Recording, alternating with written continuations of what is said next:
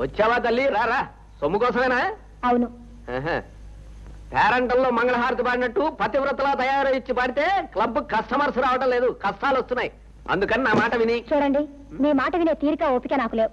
నా జీతం డబ్బులు నాకు ఇస్తేనే వెళ్తాను. తీసుకోమ్మా, నీ జీతం డబ్బులు గుర్రం గుడ్డిదైనా దాడానికి తక్కువ లేదు. అటుకెళ్ళే వెళ్ళే, త్వరలో నీకు మంగళహారతి పాడే రోజు వస్తుందిలే.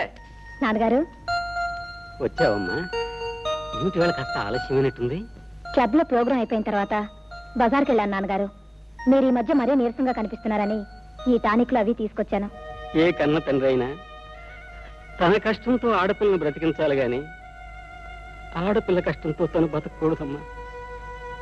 ఏం చేస్తాం, కళ్ళు లేకుండా చేసి నాకు ఈ కర్మ పట్టించాడా భగవంతుడు. నాన్న, ఎన్నిసార్లు చెప్పాను అలా మాట్లాడొద్దని.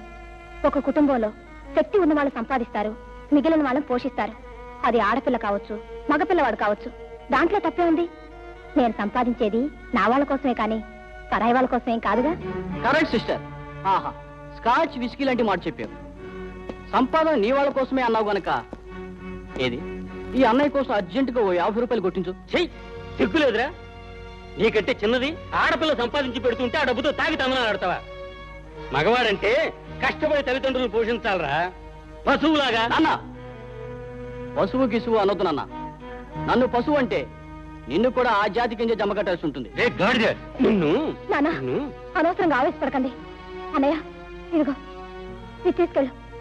ఆహా, లోకంలో నీలాంటి సిస్టర్ ఎవరికైనా ఉంటే వాడి బ్రతుకు 3 సీసాలు 6 గ్లాసులు అనుకో. థ్యాంక్ యూ సిస్టర్, వస్తాను. Bye bye. పుత్రుడంటే పున్నామ నరకం నుండి తప్పిస్తాడంటారు. వీడు ఇలాంటి పుత్రుడు ఈ లోకంలోనే నరకం చూపిస్తాడమ్మా. అమ్మా, చెప్పడం మరిచాను, ఈవేళ ఆనందరావు అంకులు వచ్చాడమ్మా. చాలాసేపు కూర్చుని జై ఎక్కడా అని మరీ మరీ అడిగాడు. ఒకసారి వీళ్ళకి కనిపించమ్మా. సరే నాన్న.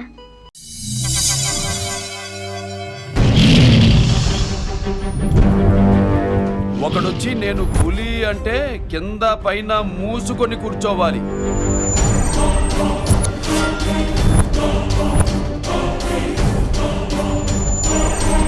నేను చెయ్యి చాచినప్పుడే సెకండ్ ఇవ్వు. చనువిచ్చాడు కదా అని చక్కెరకెళ్ళను చూస్తే చుట్టాను చూడ్డానికి కూడా స్కెల్టన్ మిగలదు.